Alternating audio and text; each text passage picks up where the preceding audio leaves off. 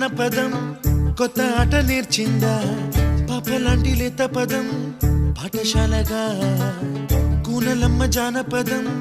పల్లె దాటి వచ్చిందా చవళిల జానతనం పాట చూపగా కుంచెలో దాగే చిత్రాలు ఎదురొచ్చేలా అంతటా